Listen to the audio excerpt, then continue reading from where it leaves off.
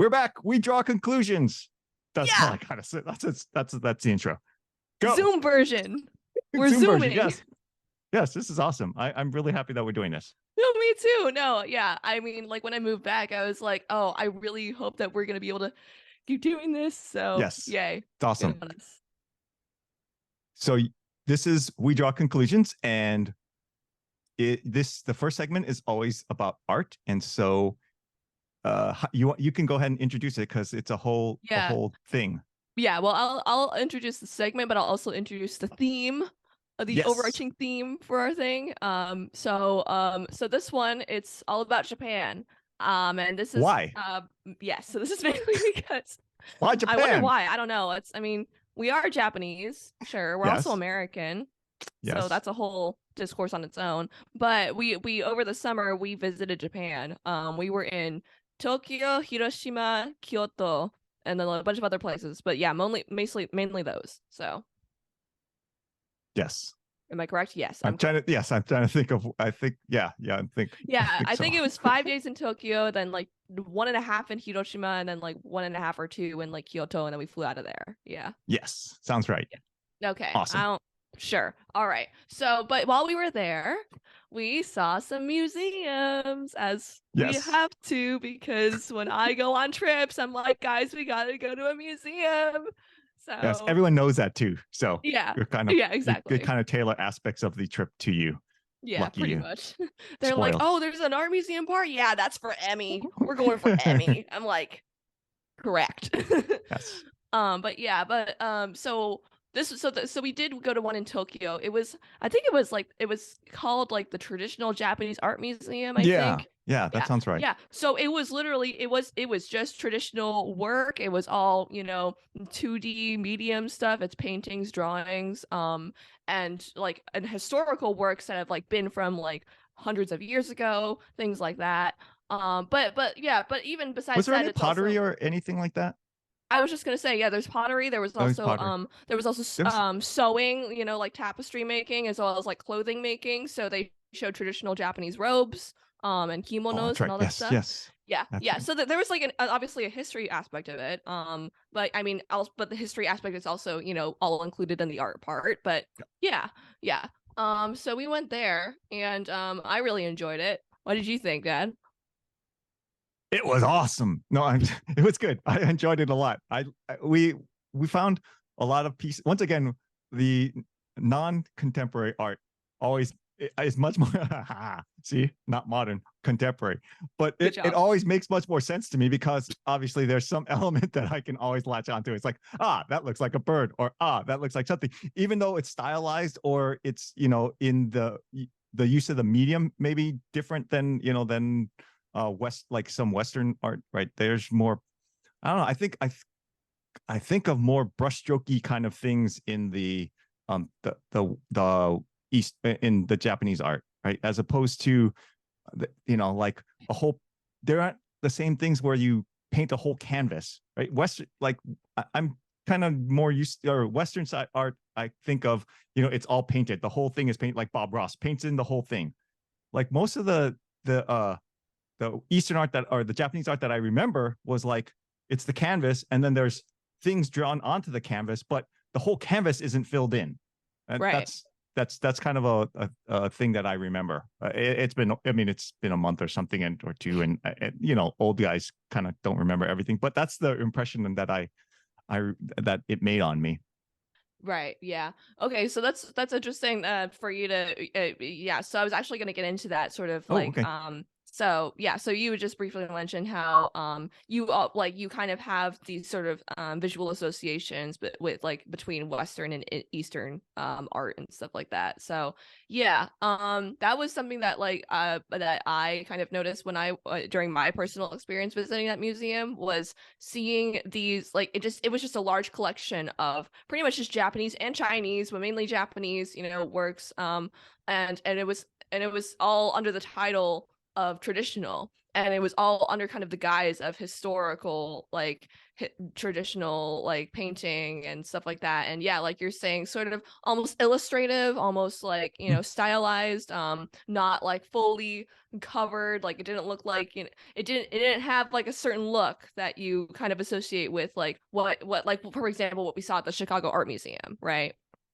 Yeah, yeah. So yeah, while I was there, I was really, I mean, obviously, like I don't necessarily like to compare like my experiences at museums to different ones, because obviously they're different. They have different missions as museums and things like that. But this one, you know, just because it was just showing like the country that we were in, their culture and things like that, it did leave a lot of questions open for me to think about, like, how does this differ from Western culture? How does this differ from what I'm used to seeing in my everyday life and just regular museums around? And yeah, and it got me thinking about, there is kind of this like sort of like you're saying, this sort of like preconceived sort of notion of what Eastern traditional art looks like, right? It's like your picture, like you, like when I say like Japanese art, I know so many people are going to think of like the painting of the wave, or like the Fuji Yes. mountains, and like just things like that. I say Western art and they're like, oh, okay, like like Jackson Pollock, you know, just like, you know, Bob Ross, whatever, like all this weird, you know, stuff like that. Like they just, but like there's always, but I feel like in Western culture, there's so many different kind of like, what's it called? Like different faces, sort of, or different like images that you could put to it, because it's all over the place. But then you think of like something like Japanese or Chinese, and it's like there's only one image that really pops to mind, or one sort of style, right? That's true. Like that. So Yeah. that to Well, me is very interesting. yeah. So The I'm the curious. one Yeah. that always for me is the woodblock one, right? That's like a pretty standard. Like if I thought of Japanese art, it's usually woodblock. But there was Right. lots of different other types that you know that I didn't really think about before, but Sure. probably have seen, but probably really didn't like doesn't isn't the first thing that comes to mind. Sure. Sure. Right. Like landscape kind of stuff. Hmm. Yeah, Yeah. but it's still with its own type of landscape. Like Right. go ahead, go ahead. Yeah, so that I will comment on. Like when you think of landscape, like perhaps like, you know, in like LACMA or like MoMA or something like in America, like you're thinking like it's like a grand, there's some sense of grandiose to it, right? It's a whole Hmm. giant thing. You're overlooking everything. Like you feel like you're on top of the world. It's like this bird's eye view of like all of this, right? But then like you see you but I wouldn't even like classify like Japanese like nature scenery as like landscape, because it doesn't really give that grandiose feeling. It's more of a very personal kind of like Mm. intimate feeling with it. Like it's a very specific part of like a mountain, or it's like a specific trail, or like a very specific sense, like area of like a village that like means something like personal. So I feel like at least when I went, I just got a more personal sense, or a more just like, oh, the artist is like showing me like part of their life, like, and just their life, right? Like yeah, and there's no sort They're of, not trying and to. it's yeah, and it but and, no, I guess to also put a word to it, it's almost humble, right? Like Okay. it's not about like, this is the world, I'm on top of it, I can see all this stuff, like it's beautiful and blah blah blah. It's not, it doesn't really put it on a pedestal kind of thing. This is just like, this is something that I like, this is something that I want to paint, this is something that means something to me, and then if it means something to other people, cool. But yeah. Hmm. No, like I'm thinking of like if we go to like when we were in Arizona or something and we went to one of those museums, you know, and you see the landscape and you're like, whoa, that looks so cool. That's where I'd like to see something similar to that. And then Hmm. when you see, yeah, like I'm looking at this piece, sorry, this piece, I don't know if you can see it. It's one of the uh Doing I don't know. great. I'll put it up there when we you know, I'll When we put up the edit it, image of it. yeah. It's one of the it's a scroll and then it's just a black and white scene of a mountain with like a tree, like a trees along a path, right? Like you're Yeah. saying. And that image is like you're saying, I didn't really put words to it, really never really thought of it in this way, but as you say it, it's like it doesn't make me want to necessarily go there. like I was saying, a big, Western scene that you like see the plains and you see animals, and you're like, oh dude, I want to go see something similar. This one's like, what is this, what is this about, what's this person's life like, what is it, it's like, right, it's more, it's, yeah, like you're saying, introspective of the person, of the artist, and and maybe, and the time and place of of what's being, of the piece, kind of thing. It's a Right. different, Yeah. yeah, it's a different, it draws your thoughts to a different place, I guess. Correct. Yeah, absolutely. No, that's a really good way to put it, Dad. Yeah, it draws your mind and your perspective into something like, yeah, just a slightly more personal, slightly more intimate, just like smaller, right? Like, and like you're saying, like it's not like, like those advertisements that you would see for like, like you go visit this grand place and here's like a really, like those landscapes that you're thinking of like in like Western art museums and things like that you could imagine those like on like a a card or something, Yeah, right? yeah. Yeah, but like but what we saw in Japan was like, oh no, like this feels like I'm looking at somebody's like diary or someone's sketchbook. Like this Yeah, is something yeah. very personal to them. Yeah. But yeah, like I mean, like, yeah, obviously we're gonna pull up photos and things like that, but yeah, it's almost as if you're kind of cutting down, like you take like one of those regular landscapes, but you cut it down to like just one section of it, but then you're adding way more detail, and you're adding like little things like, oh, there's a chicken here, oh, there's like a cat here, oh, here's like some pots and pans that someone's cooking with and like their little shed here, like very intimate things that on a grandiose scheme you could never notice. Sense. Yeah, yeah. That's that. I remember you were pointing out that too in some of those scenes. Like there was, the way that they the way that they, like the items and things that they portrayed were not like necessarily realistic, but you could tell what they were by context, kind of things like that. I Right. think, right. That's Right. interesting. Yeah. They definitely provided more like, yeah, interpersonal sort of context to it. But like, okay, I'm kind of like diverging into like a separate part, but still along the same lines. Like, yeah, so there's we can talk about like the landscape and the nature and stuff like that. But yeah, but like you had also mentioned, they don't cover the full canvas, and it's not like all these like overwhelming colors or like super saturated stuff. It's just ink, and it's like gray and brown and like black and kind of like neutral tones, things like that. Yeah. Yeah. But yeah, that's a really good thing to point out, that because it's not like all like, it doesn't feel like super overwhelming and super like, like crazy saturated, and you have to like, there's so many things like going on, that kind of thing. But at the same time, I feel that when like there are works that are like super saturated and super like there's all this stuff all over it everywhere, that to a point makes it less interesting because there's so much going on. You're like, all right, and then it just kind of turns into this one giant thing, right? And then you can't really latch onto things as easily because there's no like specified parts that make it interesting. It's just one big thing, and you're like, okay, cool, and you just take it in as a whole, but it's hard to kind of like kind of deconstruct it into like smaller pieces, right? But in like some works that we saw in the Japanese artwork, it was I think one of my favorites was it had so little, but all they did was they did like a couple little brush strokes, and it was like it appeared like eels or something like under the water. Correct. This one. Correct. Sorry. Yes, that one. When we yeah, we'll show the actual clear image of it, but yes. Yeah, but no, that one was definitely one of my favorites. Like the less is more kind of That thing. was, yes, that was that one was very, like, Yeah. it drew your eye very much so. Yeah. That one, that Okay. makes sense. So all right. So before I kind of get into my, introspective, like super pretentious art, like talking about it, like I'm okay. So what is your interpretation of that? What was the impression that left on you?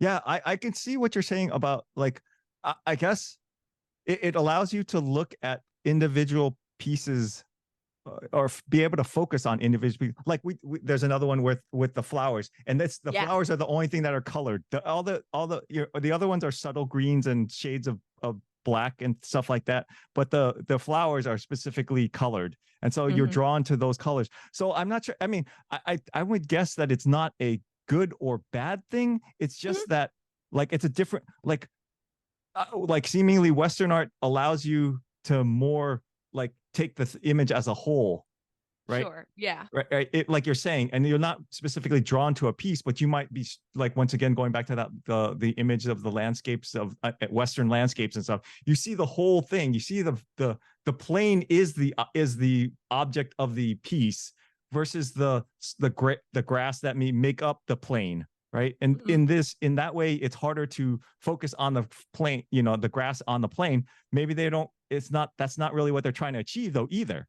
Right. In Yeah. this Right. case, in the case of these, of this kind of, like the flowers and the foliage and stuff like that, they want you to get the idea of that it's the that there all this stuff is in one place, but they want you to focus. They do want to draw your attention to the individual aspects of the place, right? The individual flowers and the individual, even like the way that the leafage foliage stuff is, like the way it's drawn, it's really sharp, and you're like, oh, you're drawn to even that sharpness and stuff of even the grass kind of things. So it allows for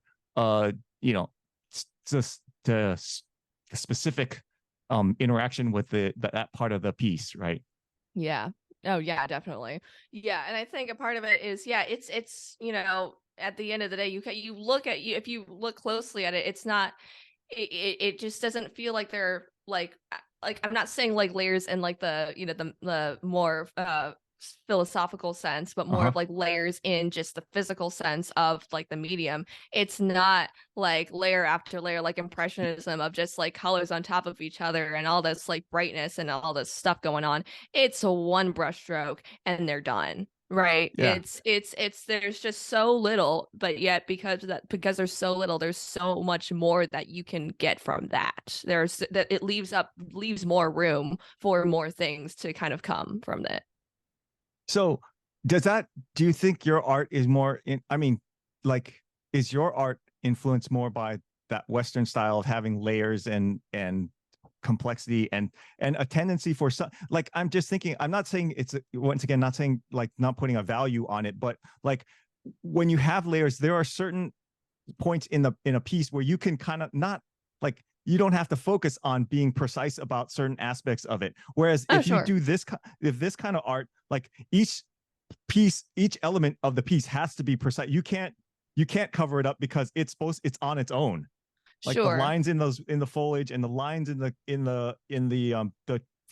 flowers, and each thing is on its own. So you can't, there's no blending of it because it has to be able to stand on its own, which is difficult in one way. But like, yeah, I don't know how that affects you, or how you thought about, if you think about that at all. Oh, sure. I can go off on this for a while. Yeah. Sure.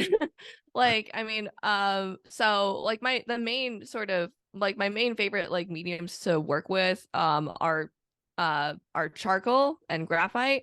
But then as far as painting goes, I'll work with like very fluid ones, like less oil, but more of like watercolor, just fluid graphite even. Like I have like this stuff called aqua ink. It's watercolor ink, so it's super pigmented. And it's just like a little more liquidized than just like regular watercolor normally is. But yeah, so the way that I kind of describe like not only the mediums that I use, but my relationship with the medium is I like using mediums that are really hard to control and then putting them in a more controlled environment. Okay. Right? Like charcoal, like and graphite, like they're like charcoal especially, it's a very loose sort of medium, right? It's like chalk and things like that. That's another one. Yeah, it's you're working with it and it smudges so easily, it's so delicate. But like we can even show this, like I have a piece that's a charcoal, like it's a charcoal drawing, but of like glass, of like a champagne glass with like a jar and like a teacup with like, and there's so many like the highlights and like just the outlines of it, it's so precise that using a medium like charcoal would make it very difficult for that to happen, like normally, like things like that. So So it's that sort of dichotomy for me that's really interesting, at least in my practice of using mediums that like you normally would see as sort of like a little more free flowing, like kind of like let the medium kind of speak for itself, let the smudges happen, that kind of thing.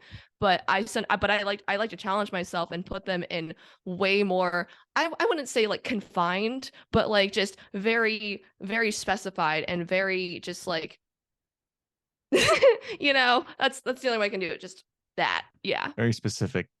Very specific. Yeah. So yeah, but that's like charcoal. But then like there are things like painting. Like then that's a whole different thing. I mean, it's similar. Like I paint the way that like I like to say I paint and I draw. I draw with painting and I paint with drawing. Right. Like they have very interpersonal relations with me.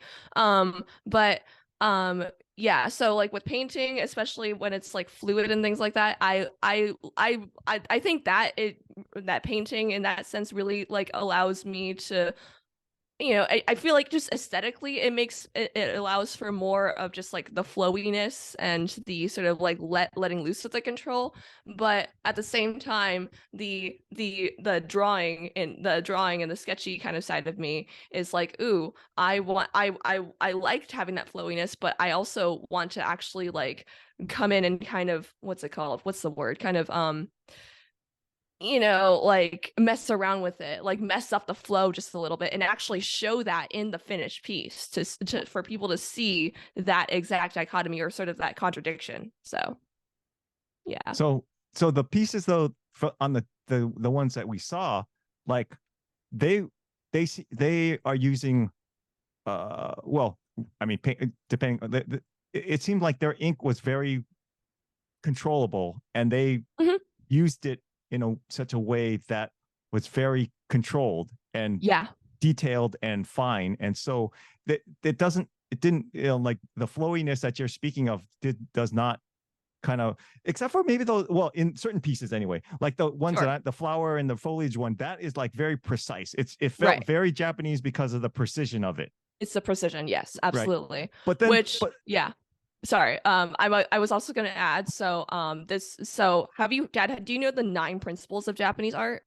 no idea. No, I Okay, never studied. awesome. Well, I'm here to educate you on that because this was something that I learned like a while ago and like it was something that I researched for myself. I think part of it was kind of just to put like a name to sort of like my how my background sort of like influences my my process and the way that I work through things. Yeah, so the 9 elements, I'm going to read them to you. There's the Japanese and the obviously the English term. So wabi sabi, that one is imperfection. So that's the first one. Number 2, miyabi, which is elegance. Number 3 is shibui or shibusa, which is simplicity. Then there's iki, which is spontaneity and originality. And then there's johakyu, I think. That's modulation and movement. And Yugen is mystery and concealment. Geido is discipline and system. And then Enso is void and absolution. That eel or whatever it is, that flowy thing, like that has almost all of them except for, well, I guess even mystery it has. That one I would go with that as encapsulating all those theories.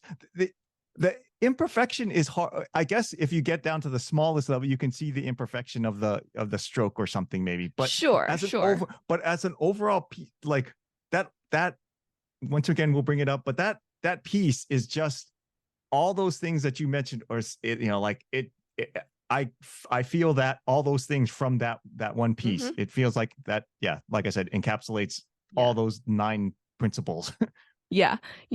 And I mean, like if I was to speak on like my own behalf and like how I kind of like those sort of elements of Japanese aesthetics are kind of implied in my work. I mean, it's not necessarily always implied in the work itself, and like you can't necessarily always see that in like the final product. But as far as the process goes, all of those go into that. Absolutely. Like I leave room for imperfections because, like Bob Ross says, mistakes, happy accidents, like, yeah. So it comes from Western and Japanese, but yeah, there's that. And then there's sort of an elegance to like the way that I, especially in my paintings and like in my and things like that, like there's sort of there's an aestheticism that's there behind like all the conceptual that I think about as far as like, of course, like I don't want to be like, I'm gonna make it look pretty and that's it. Like I want there to be obviously some substance behind that, but but I still I obviously I want to make something that's beautiful. I want to make something that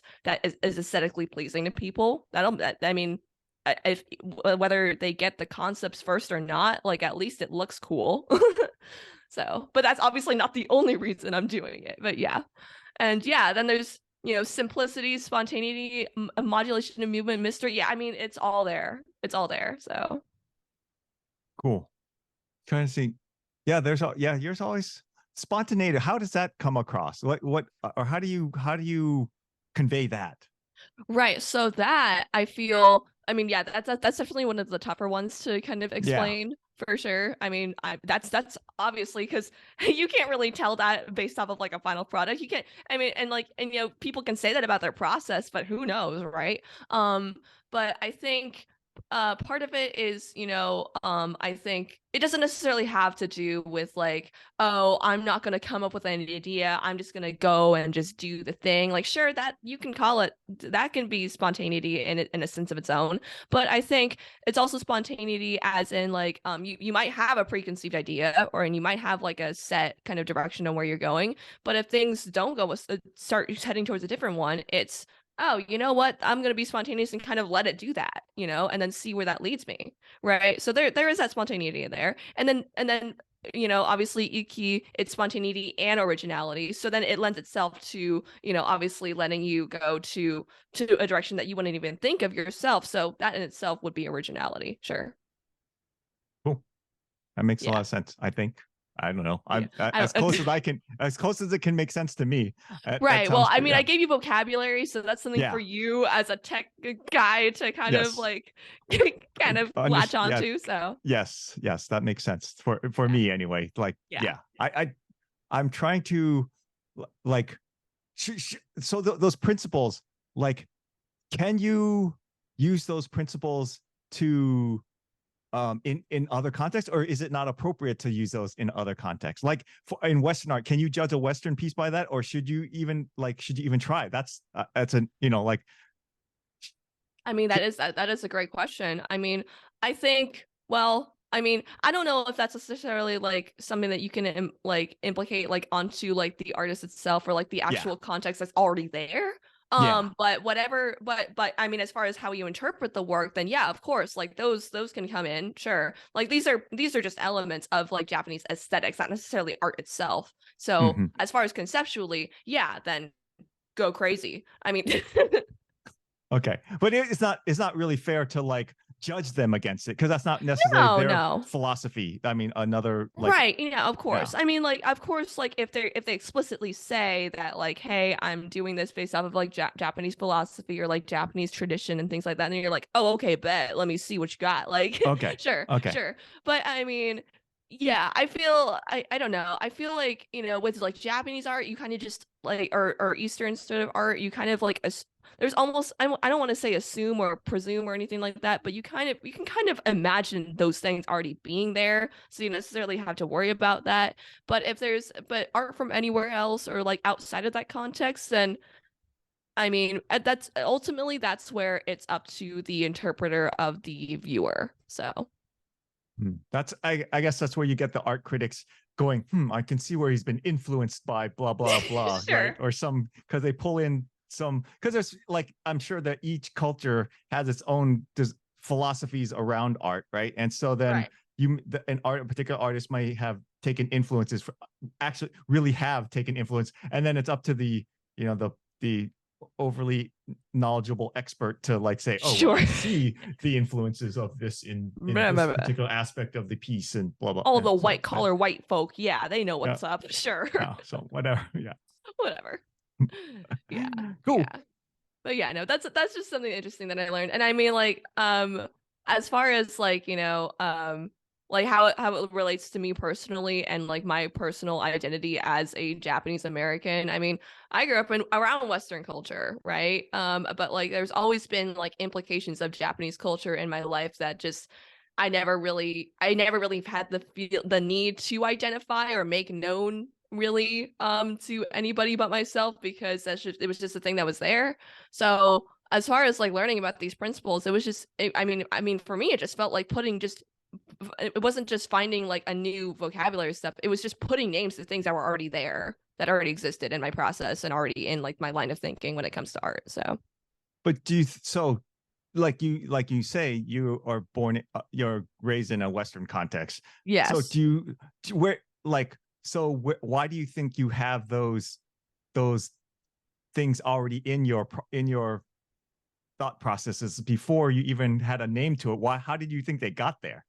I'm just Yeah, I mean, I mainly think it's because of my upbringing. I mean, yeah, like I wouldn't say that like you guys were like I mean, if we want to put it in like the regular, just like Western American context, then yeah, you guys are strict, sure.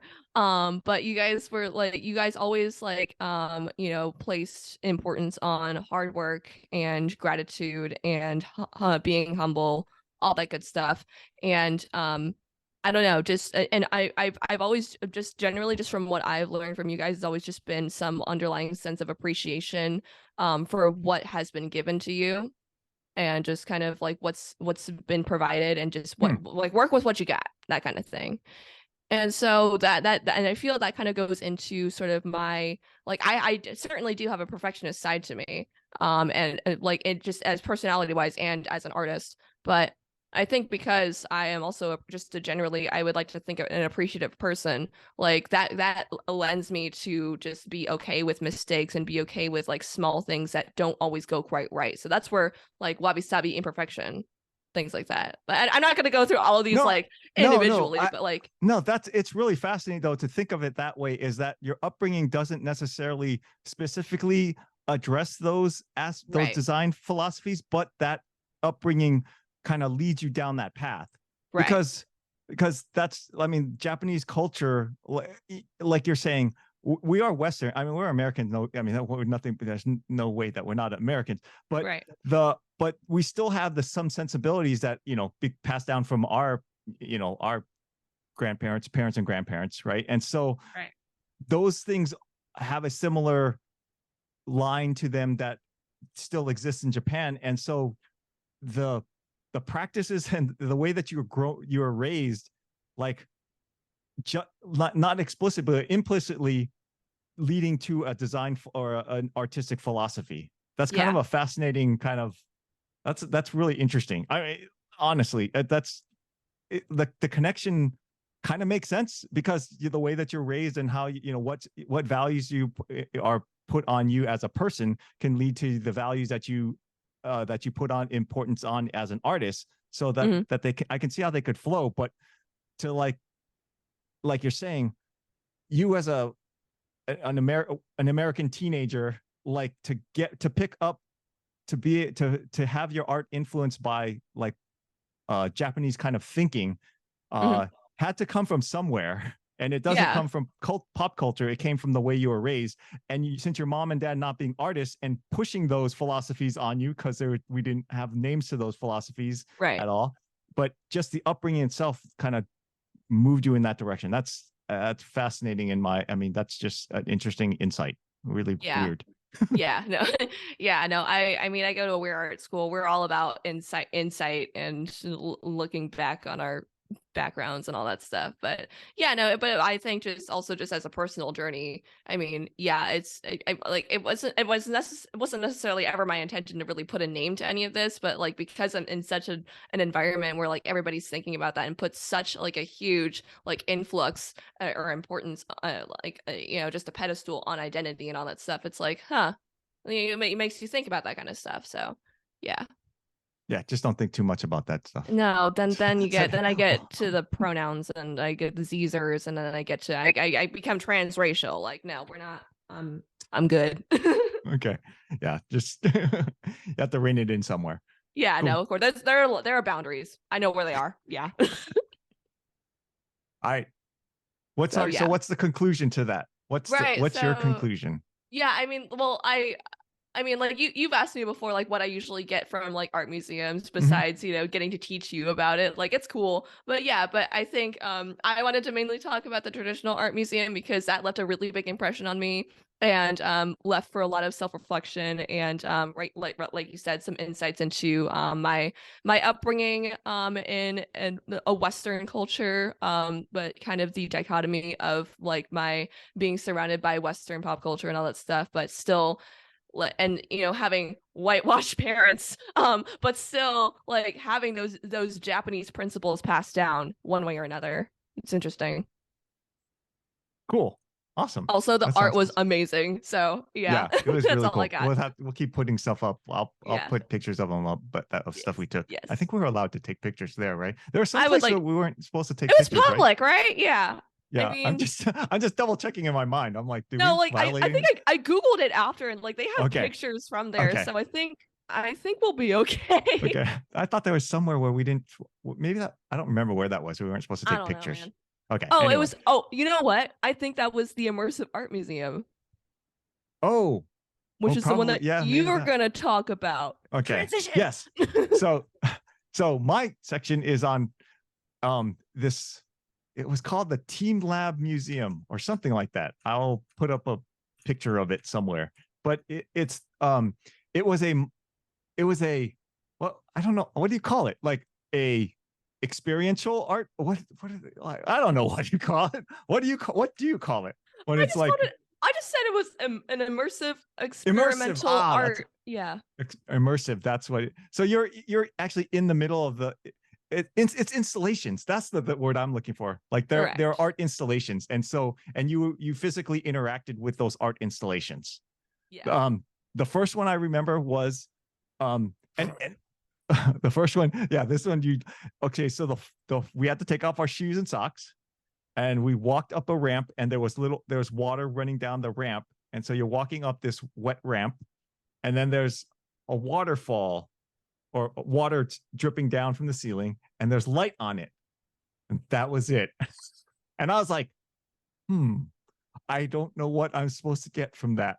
What? But you said that that's a very standard kind of thing. Like it's not unique. It's a very I was like, this is right. some Cal Okay. art stuff. This is some. So you knew it was coming. You said I know it's coming.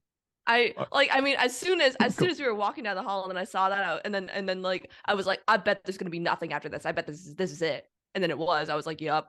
All right. All right. I know what we're here for. All right, cool. So what was that? What was the point of that? I don't even remember. Maybe I should look up the artist statement, but it was like no, so like I didn't take a lot of pictures of like the the installations waterfall. Yeah. themselves because I mean the experience of that was all I You were needed supposed to experience alone. them. Yes, you were Yeah, supposed to yes, experience yeah. things. So yeah, no, I'm okay. I'm good. But let me see. I'll pull up my screenshots of this. But while I find that, you keep going. Okay. Then the next thing I remember, and this could be totally out of order because I'm old and there's all kinds of things going on. But Sure. the next one I remember was the one where we went underneath the curtain, and they had the lights all over, like lights in like a half dome, hemisphere, like, and then the lights were moving around, and then it made you feel like the whole room was moving. Mhm. But I was like, I didn't I don't know what I was supposed to get from that one, except for that the lights made me feel like the room was moving, and I could never tell if the room was actually moving or the lights were just moving, making it optical illusion. Mhm. But I was dizzy, and then Mari and I left because we were like, Yep. okay, good, we're all good. Yeah. So Yeah. do you remember that? Go I ahead. remember that one. So oh man, okay. No, so the one that I really remember the most was this was the funniest one to me. This Okay, was the one where we were in the really dark room and it was like it wasn't floor, it was just blankets or like I don't it even was know, like like some it was like yeah, it like was like bean bags. spongy beanbag, like bed It, bed. it felt like we were at like a trampoline land or Yeah, like a freaking jump it up, like I yeah. pump it up. Yeah, like I was Pump it. like But it also felt yeah, like you were walking through snow because your foot would just like it would just fall sink. in, Yeah. and it would just sink through, and then you had to pull your legs out. I think So I think your grandma hurt her knee. I know, yeah. Injury, great Oh injury. my gosh! And also, there were like little tiny toddlers all like trying. They were tiny and they were like getting lost in there. We were like, bro, what is this? Our poor and then poor mom just froze. She didn't know what to do. What's the purpose of that one? I have the artist statement for that one. Okay, what's the artist statement? Okay, so wait. First of all, what do you think it is? Oh, the struggles of life in a world of darkness. I don't know. Like something like, because it's like you got stuck. It was a struggle. The experience that we got was struggle for sure. That's why I said, yeah. Go ahead. No, so listen. So first of all, the title of this: Soft Black Hole. Your body becomes a space that influences another body. Right. Okay. So we influence the spongy things around us. Yeah. So we would step in, and then somebody else would it's a trampoline. It's a trampoline, you know, like. Okay. So they're talking about other people. Like when I step on the thing, I might make somebody else go up or fall over. Yeah, like a little toddler we'll jump in, and toddler will just go to the ceiling. Kid. Yeah. Yeah, that kind of thing. No, but yeah, so the description of it, yeah, it's so it says, yeah, your body becomes a space that influences another body. Trying to walk, the foot sinks. The space itself is affected and changed by the weights of people's bodies. Yes. And the people's bodies are affected by the changing space. People interact with each other through the space. Your body changes the space, and that space changes the body of others. In modern life, we are surrounded by flat, hard surfaces, so that in our daily lives, we have lost consciousness of our bodies and we have forgotten them. In natural forests, flat ground does not exist. This installation is a space to remind us of the body that we have forgotten in everyday life and to make us more conscious of our body mass. Okay. Yeah. Okay. Sure. I can play some soft music and vibe out. No, that sounds like so. It's so. My dad just said vibe out. I don't even. I don't know what that means nowadays. I know what it means when long ago, but so. All right, I'm sorry. I'm sure I'm saying something that's from that. I'm recovering. Gen Z or something. I'm a victim. No, that sounds like something that it conceptually sounds like I've heard more than a few times. Like sure. your effect on the only thing they didn't go with was your effect. It was like how your body influences other influences. In the Western side, it would be like and so then you can tell how you affect the environment. Greenhouse gases. Right, like that's the thing. It wasn't that from the Japanese side. It wasn't talking about that, right? Yeah. At least it wasn't doing that. But that is like the typical concept is how you are affecting the wider world, and stop it. Right. That's But I was just gonna say it was better than that. It was better because it was just how we've forgotten how we interact with it and how our bodies are affected. So it's more personal than the you're bad kind of Western right. It's not message. It's not the whole, F the patriarchy, all that crazy stuff. And that's the thing. Like, I mean, that's why I kind of wanted to talk about the traditional. I didn't really want to compare between the traditional museum and this one because you can't. But I mean, you can just see basically I can compare the influences though. I mean, this felt so much more Western. This felt so much more American, or at least current, obviously. But when you think of current, what do you think of? Crazy white people. I don't that's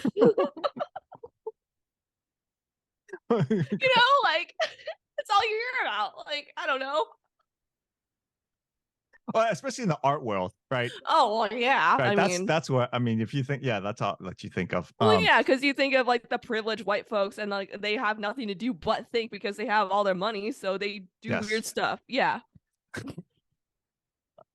But it was. But there is still so much more interesting substance, I feel, compared to I guess a fully Western version of this. because the Western version would turn it into like a political message and make it like a bigger Yes, thing than it yes, actually yeah. is. But this is at least coming from like, this is someone's personal experience, and this is like, this person has clearly like gone through what they're talking about of forgetting their bodies, or forgetting like the solidity of being human in like a maybe like a more fast paced moving world. Like that's a great insight, and they did what they wanted to do. Like I can see what they were trying to do there. Yeah, that makes That's sense. it. Yeah. Yeah, that's a better spin on it than the Then you're that's a better than mine. Yeah. So then, okay, I'm trying to think. The next thing I remember was the balls. There's all kinds of colors. the The balls. room with the you have I have the you have statement. you have the statement. So there's I have the all statement. these balls, these big giant like balls, Balls. like To the walls. bigger than like 6'5" balls, like inflated balls, and then like you could, and then there's all these colors flashing, or not flashing. It would just transition. It wasn't flashing Right. colors. It was transitioning colors. Yeah. And Gradient. you Sure. could bump off of the ball, and the ball would bump off of somebody else or another ball, or it was like, once again, it felt like interaction. They were like going for the interaction of bodies and things and how you influence things. And I didn't understand what the color. I didn't like think we were influencing the colors at all by any Yeah. means. So I don't know what the colors had to do with it. It just made it hard to see sometimes and made my eyes go bug out, because I'm like, these are weird colors. But other than that, I couldn't tell what the colors, how those influence the piece. Go ahead.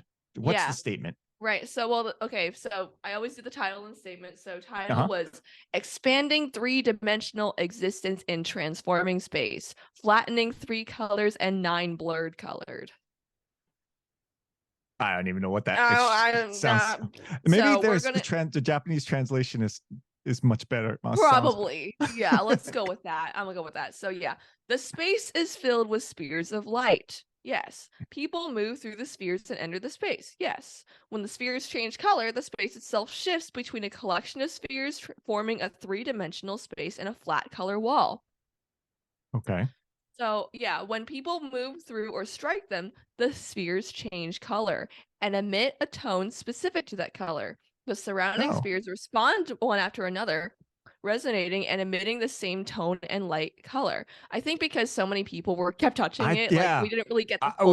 I did not get that at all. That would have been a different, because everybody was touching them. Yeah, so yeah, that would have been different. Like the whole feel of the installation would have been different if we gotten that. Yeah, definitely. Yeah, if it was just us, yeah, sure. Yeah, because I couldn't hear. I didn't even notice sound in that. People were just talking about, or like sounds of people. So no, Dad, no, not music tone, like color tone. Oh, the tone of the color. Well, I didn't notice that either. The tone of the color tones of the balls. I didn't know the balls had color tones. I just thought that was coming from externally. I didn't know the color from the ball. Sound, Dad. Oh, that was good. That was good. Oh. Well, I'll have to go again. Yeah. No. Oh. But then when we go, it'll be different because it keeps changing. Yes. Oh, geez. Okay. That's okay. Anyway, it keeps going. So wherever the sphere is, the behavior of light is maintained across the whole of the space, a 3-dimensional image in which one sphere is regarded as one dot. Therefore, the light behaves as a group and can be thought of as one 3-dimensional existing space. At this time, the light spreads spherically around the impacted sphere. Since each sphere is free-floating within the collection of sphere elements that make up the 3-dimensional space, people recognize it as existing 3-dimensionally and part the spheres entering into the 3-dimensional existing space. They've said 3-dimension like 5,000 times. I don't understand. I think I missed the whole point of this whole installation. Once again, I mean, like we just discussed earlier, I mean, part of it was that everybody was trying to experience it all at the same time. And so it just felt like less of a personal experience. Like, I think the aim of this artist was trying to get at was for people to have a more interpersonal experience, like a more intimate thing with it. But it's a public space, so hard to do that. So yeah, that makes sense. I can see that. That's true. I'm trying. There's the three remaining ones. So I don't know how in depth you want to go with each of them. Yeah, We I don't can. think I had this. Those are the only ones that I mainly Okay. had, but There's yeah. the LED curtains. Oh gosh. The LED curtains that there was a path through them, and then there was at the end of one of the paths was a big room of LED lights. Yeah. The curtain, and I didn't know what we were. I thought it was supposed to be something where you were following the LED paths and it could mess with you or something. But then people just started walking through the curtains, and I'm like, I don't think that's what you're supposed to do, and it kind of ruined the whole thing. So I'm like, I have no idea what this is trying to point me to. Right. And there was the next one was the ceiling of flowers and vines that would come down, and then it came down, and then it started to lift up, and then you were supposed to, I don't know what you would just crawl underneath them to experience them from underneath. Right. I don't know. I don't know, man. I don't know, dude. I did not understand most of these pieces. And then the last one I remember was the little garden of silver balls, silver shapes. Right? They were silvery shapes. Some of them had lights emitting from them. Have you seen what liquid magnesium looks like? Liquid magnesium? No. It looks like mercury. Mercury, you mean? Mercury, yeah. Okay, that. It looks similar to that, yeah. It looked like that, yeah. Little blobs of mercury. I didn't understand. In a garden. I did not understand any of those things. It was, I'm not sure why. That was very contemporary. So I was like, it was very I'm not immersive. Sure I cannot, I could not wrap my head around what they were trying to tell me. Yeah. And since you hadn't explored them and understood them beforehand, I was completely lost. I was also lost. Yeah, I was just like, all right, I'm gonna just treat this like every other CalArts thing I've ever seen. Like, yeah, it was fun though. I mean, it was interesting to try to figure it out. Well, yeah, like I think I'm removed from it like a few months, and so it's harder to pull the memorable aspects of it. But like it was, part of it is it was just good to be with us family. Like it's a family experience, and so like we have we can talk about like doing some weird things, running into the little balls. We have like fun pictures of like all of our feet when the colors of the balls were changing and stuff like that. So we have good things to talk about, but as a pieces themselves, it's like I had a lot of trouble grasping what. So I have like a whole hot take on that to respond to that whole thing. So like I think like just looking back on my experience with that museum, I think it's just a reach to even call it a museum. I think it's a reach to at least like put such a assuming title like that, like not unassuming, very presumptuous, like this is a museum, this is something like you should be taking seriously, right? Like but when you like that's the thing when it comes to like when you want to reach such wider audiences, you have like a way bigger chance of those conceptual deep meanings and messages falling so short, right?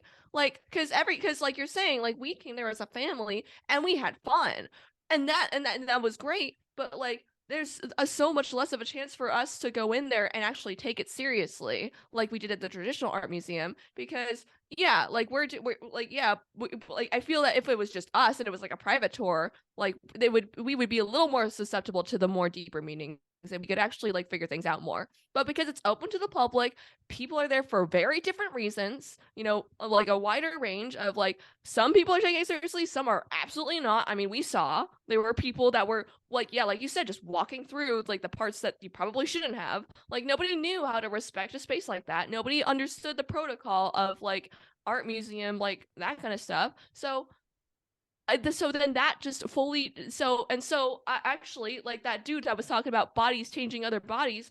He's right. Like those the way that people were experiencing it affected our experiences. So no, like you said, I apply it to that the room with the colors and the balls, and like you're saying, it felt like there was if we were individually experiencing that, you would get the personal thing that he was trying to do. But like you're also saying, because it's in a museum or like financially or whatever, you can't have that installation where there's only like 2 people at a time or some small handful. It has to be a public thing, and so like it changes the economics of the thing, change the way the art is experienced, and what types of art can have the impact that the artist wanted to have, right? Right, yeah.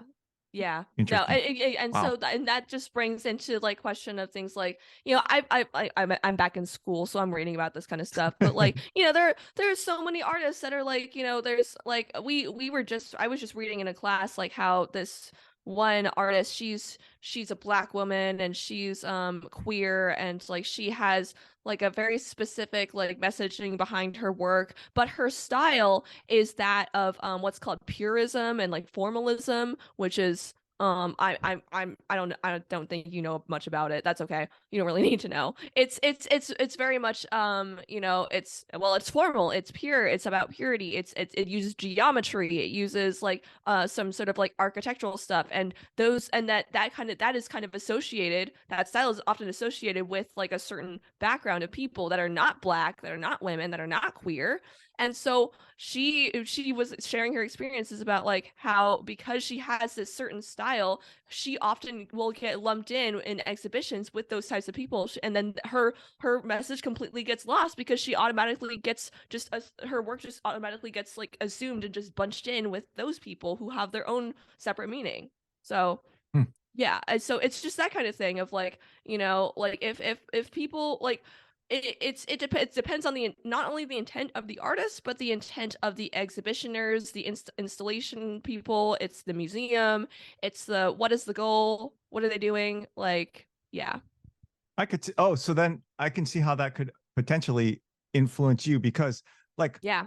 right, if you're like lumped in as an Asian American artist, right, you get one kind of thing, but some of your pieces are for that audience, right? Right. But not all your pieces are for that specific. I mean, don't have to be pigeonholed into that Right, context, exactly. right? So Well, yeah. it could be confused because all your pieces would, I mean, as an if you were in an Asian American, or museum or whatever, and you put all your pieces to get all your pieces, some of them maybe speaking to your Asian American, sorry, I hate No, that, but that's some may be talking to your Japanese side of things, that you're trying to speak to, but some may be just your regular experiential things as as an American kind of thing that you're trying right. to speak to. And so it would get lost though, because it's all lumped under the Asian American category, even though you Exactly. are Japanese American, Yes, not Asian exactly. American. Context is everything. Context.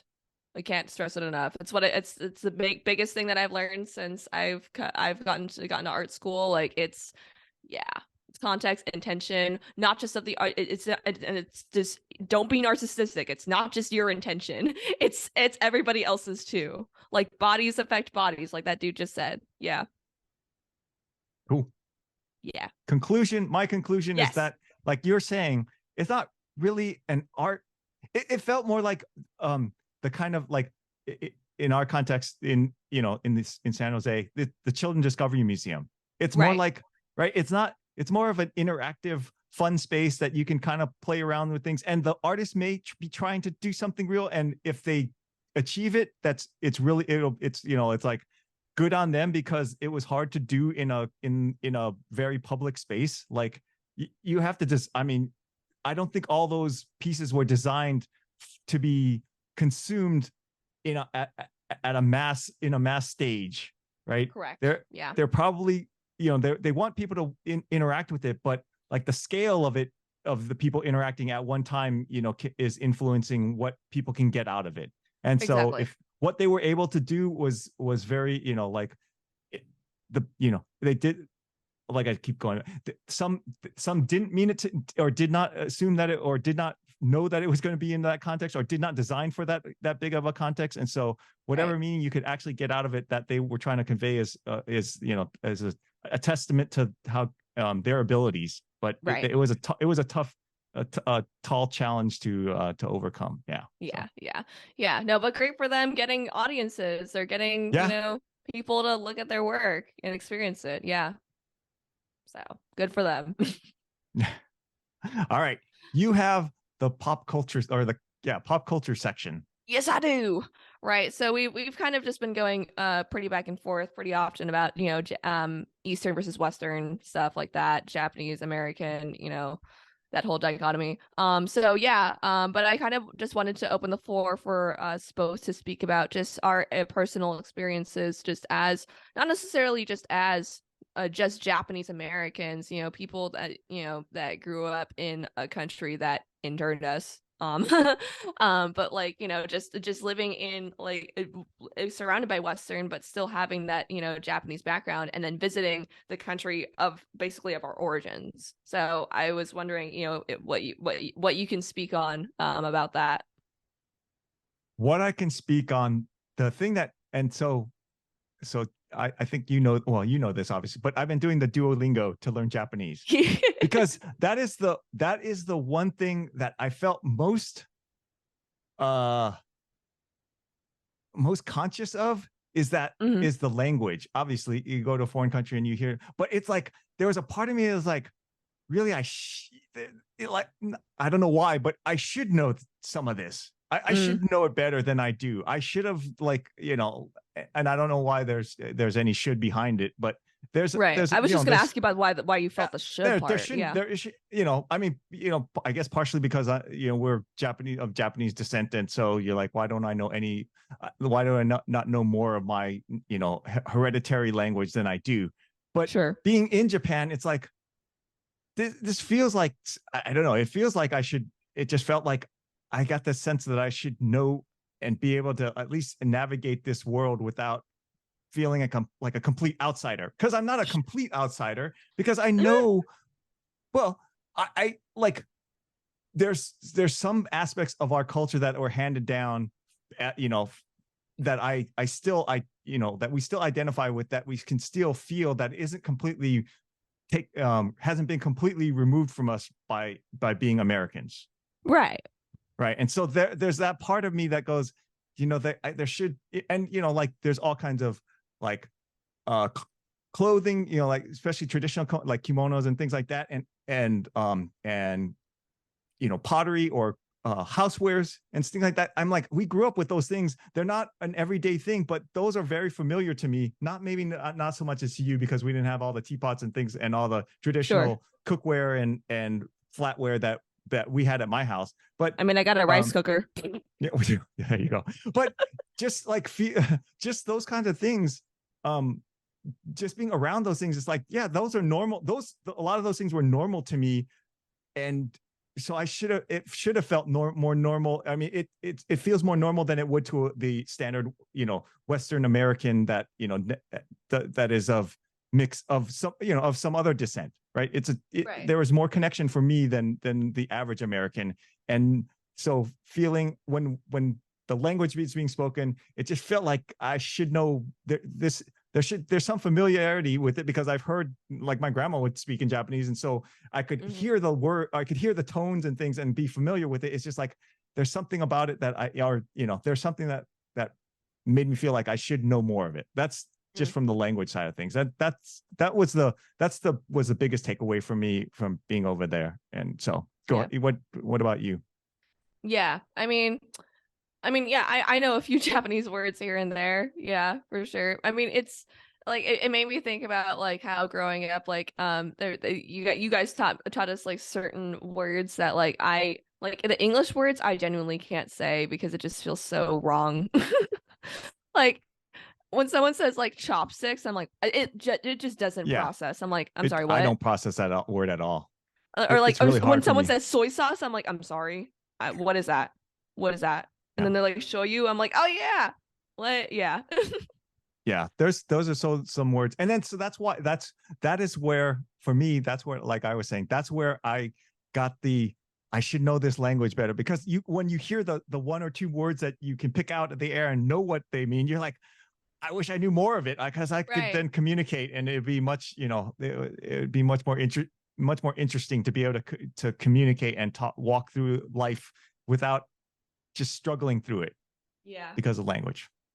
Right. But so for you, I mean, besides the language stuff, what was most interesting to you about just the wandering around Japan? Well, okay. I'm gonna put our family on blast here, but like like in Japan, like I mean, we watched well, mainly you did your YouTube research, and we discussed like beforehand, how and it's common like you're gonna walk by a lot of people, but they don't really talk a whole lot. It's not like loud, like bustling, that kind of like image that you Mhm. would normally have of like our cities and things like that.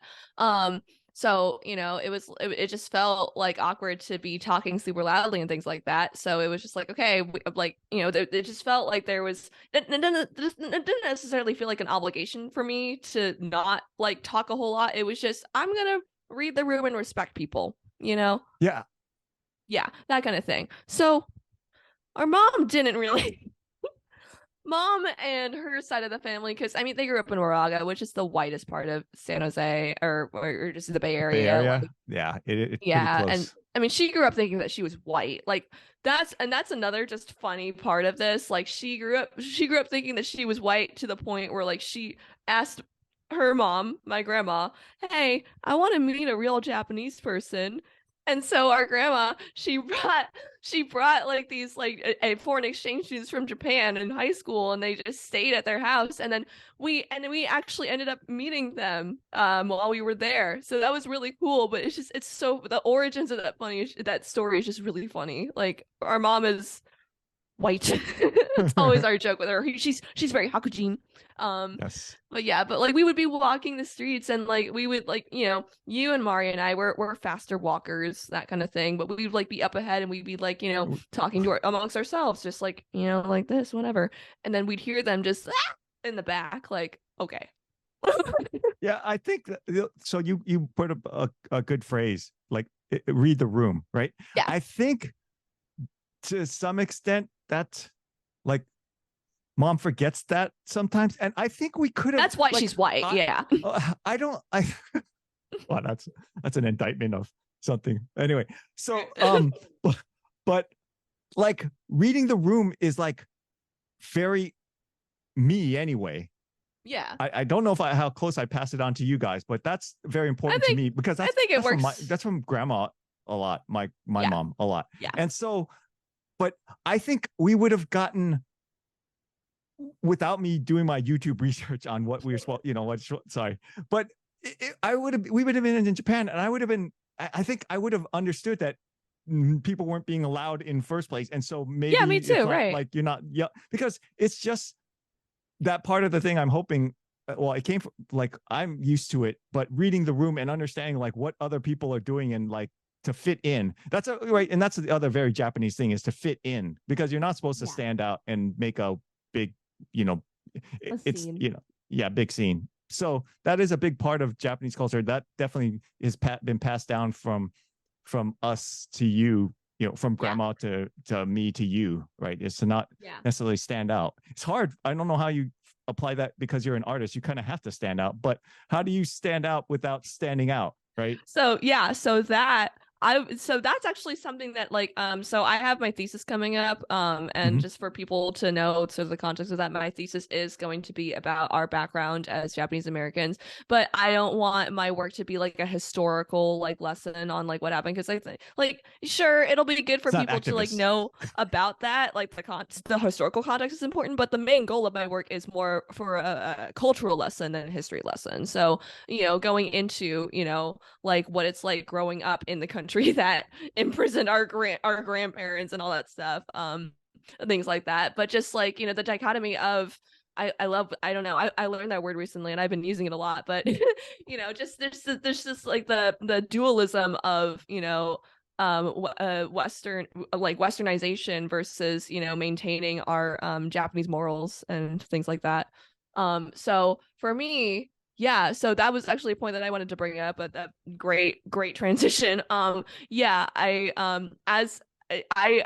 have the weirdest existence. I mean, I'm Japanese and I'm introverted. I'm pretty socially anxious. I'm like, I don't want to stand Japanese. out. It is very Japanese, but that's the thing, that in Japanese, that's Japanese. But in America, that's social anxiety. That's where all those labels come in, right? Growing up, there was always it was this strange, dualism of this like negative connotation with being that way, but then in my family it's just like that's just how it is, you know. So, I think as far as like, also just as my,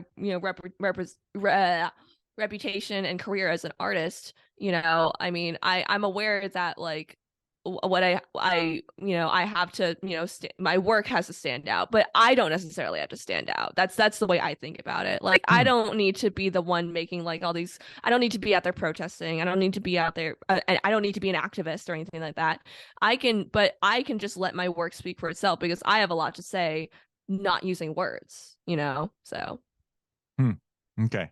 Makes sense, I think. yeah, I It's think. still it's still I'm just thinking it's still tough, to take those Japanese characteristics and then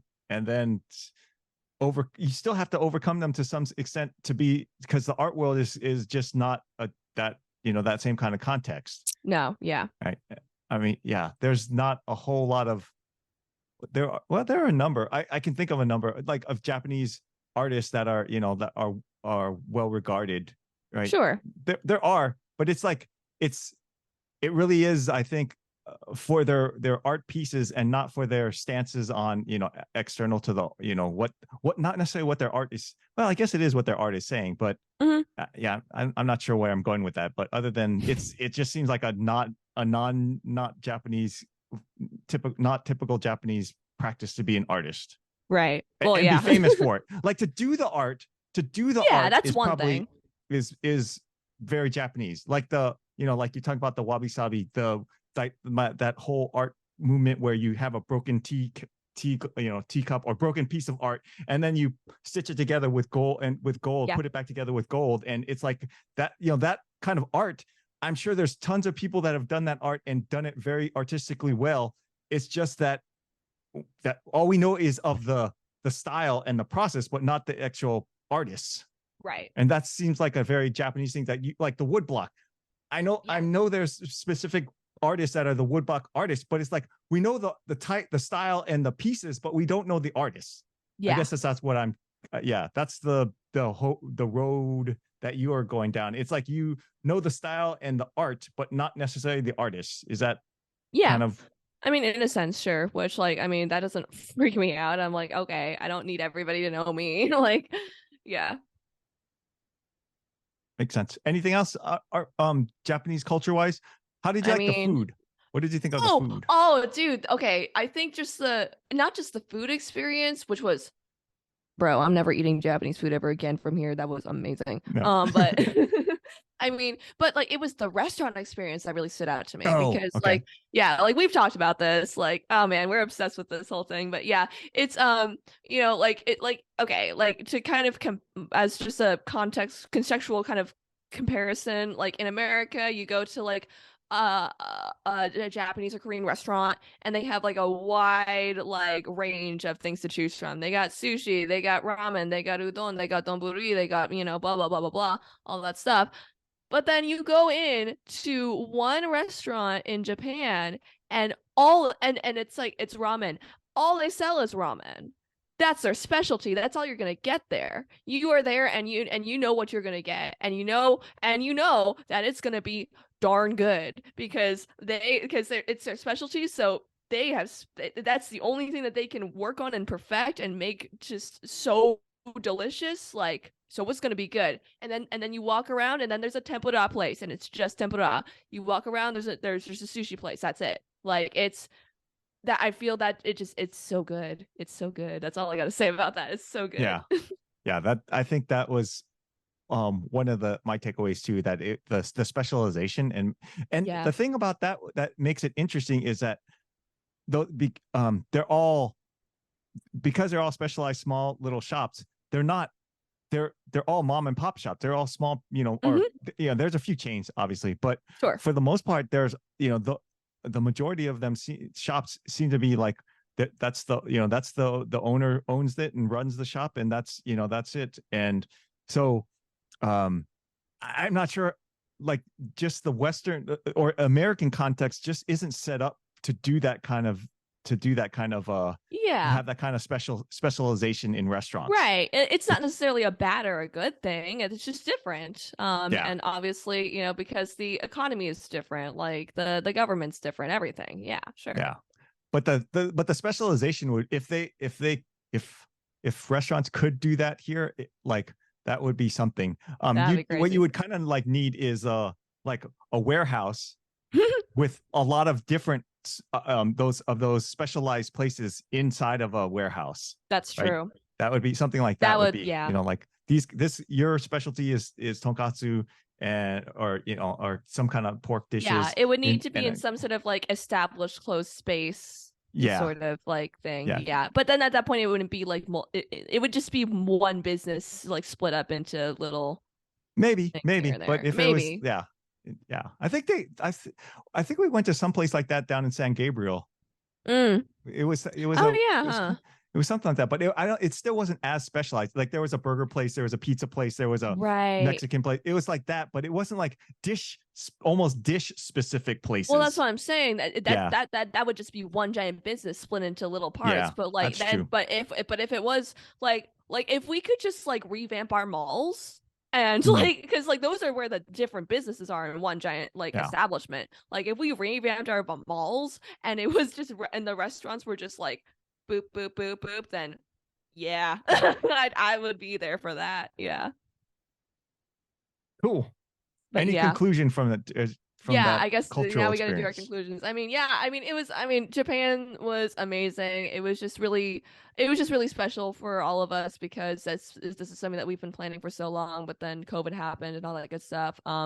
But I mean, and also just special, just as just as a Japanese American family visiting like our country that like we're related to in some sense, for the first time ever and experiencing that together was just awesome. Yeah, that's all I got. What about you? I was yeah, it was really fun to experience that, you and your sister's first time in Japan. This is only our Yeah, second, so your mom and I right. second, so it's Right, not right, right. that, I Yeah. mean, like we're not super experienced, but it was dramatically different um Yeah. from the first time we went. Well, yeah, you guys went The like 20 something years ago, right? Yeah, but the big, I mean, the thing that made a difference for me was like last time we were on a tour, and so we saw a lot of things, but we Mm-hmm. just saw things. Mm-hmm. And this time we got to like really experience things, I feel like. Mm-hmm. So like we got a sense of Tokyo much better than when we were here the first time.